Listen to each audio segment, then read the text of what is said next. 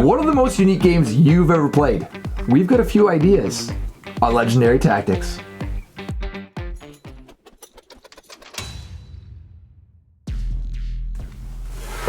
Okay, Nato, this was your idea. This is my idea. And you've actually, your top game is amazing. Yeah. So, just to set the parameters here, we just picked 3 games that we're going to show you today. And the idea is that they don't need to be your favorite game. They don't need to be even a particularly good game. Yeah. But they need to be unique. Because there's some games that I know I was looking at my board game shelf, and there's just some that just jumped out at me. I was like, gee, I've never seen this type of game before or since. Start us off, Nato. Okay, the first game I wanted to introduce to the viewers is Treasure Island.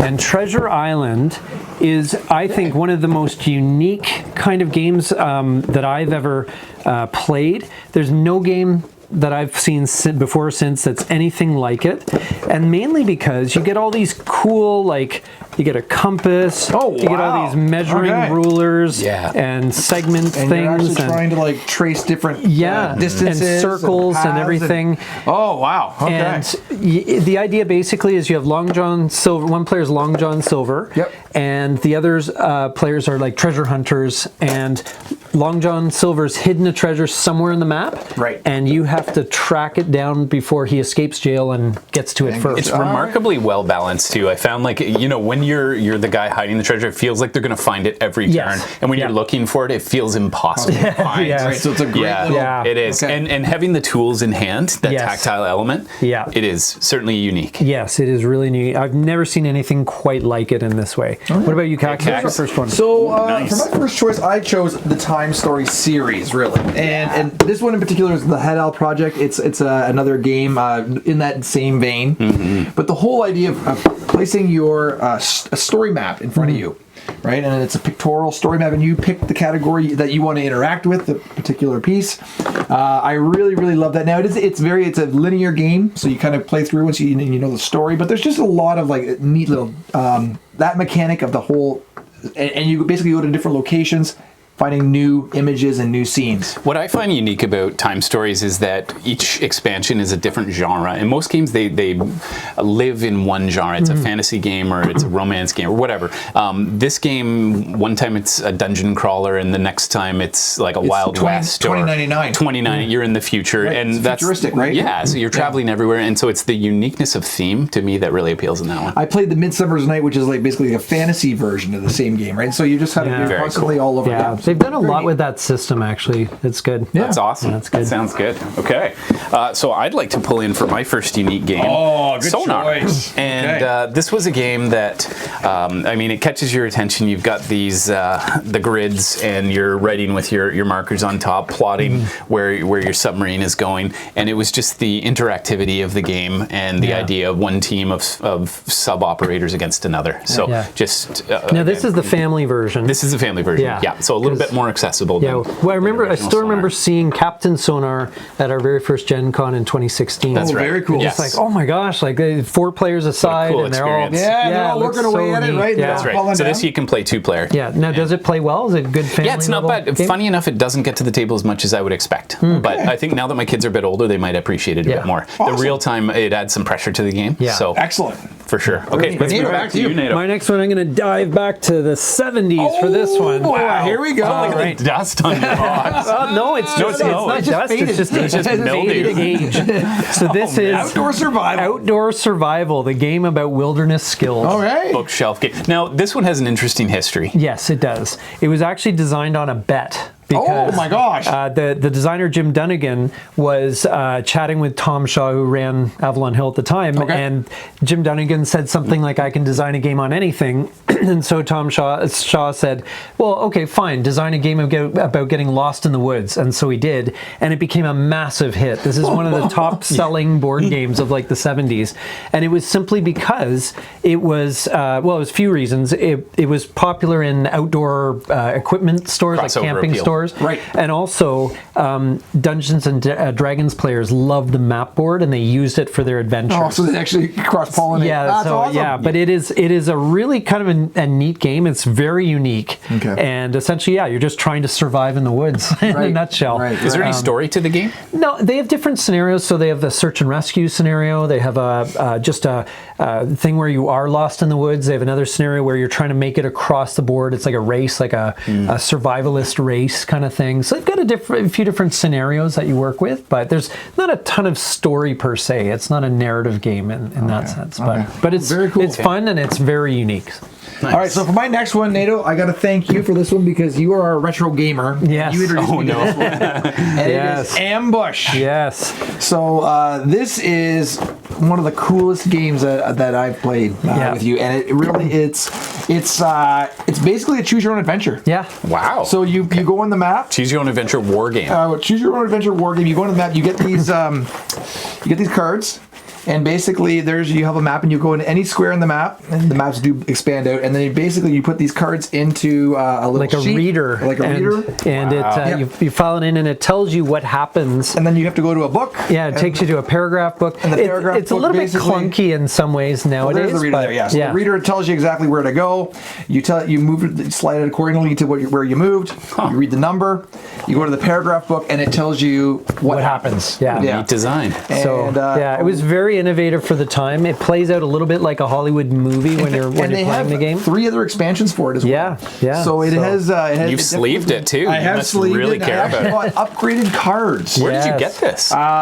Actually, I got it off Amazon or eBay. Nice. Got it off Yeah. eBay. Okay. And I tracked it down, and so the sleeves of the upgrade. Yes. Very neat. Yeah, that's cards great. that you actually had to go It's to a really Game fun game, Crafter for. and you can really see it's very much of its time in the sense that you can see the influence from Dungeons and Dragons on it. Like it just has some role playing elements where you can see where they kind of pulled some. Never quite seen a game like this though. Where you It is actually very have unique. that reader. Oh, yeah, right? that That is is very very kind of a wow. one-off there. Yeah. Okay. Flash, over to you. Well, I think I can claim one of the newest games on our list, Very and likely. that's going to be the Fox Experiment. Okay, Pandasaurus. So yes, Very cool. Pandasaurus Games. This Elizabeth Hargrave, who designed Wingspan, designed this one, and it is a really interesting game. It's based on the original experiment that the Soviets were doing, where they were essentially they had a breeding program to try to get the friendliest foxes to see if they could replicate what had happened with dogs. Right. And so in this game, that's exactly what you're doing. Oh, it And looks like a dice fest. it is a dice fest, but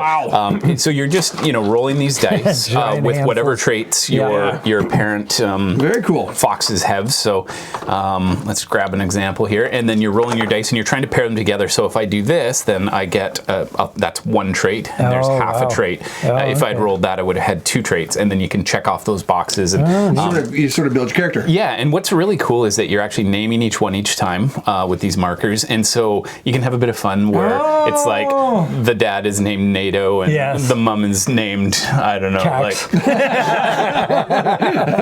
good one. I was gonna say Madonna. Okay. But, so really nice components, but it's just a game that evolves, and then you wipe it clean and start over again. Right. So Yeah, I neat. thought it was just really interactive with yourself. That's a and- neat Nice. kind of mechanic there. yeah, the Fox Experiment. Very cool. great. Okay, NATO. My third most unique game is actually one of the few Kickstarters I've ever done. I'm not a big Kickstarter guy, but Okay. this was Awesome. one High when it Frontier. came back, because this is the 4th edition of High Frontier. This board is insane. The board is really, really nuts. We have to show that. Oh my goodness. The idea behind it is Looks that you're massive. building spaceships and then sailing them around the solar system.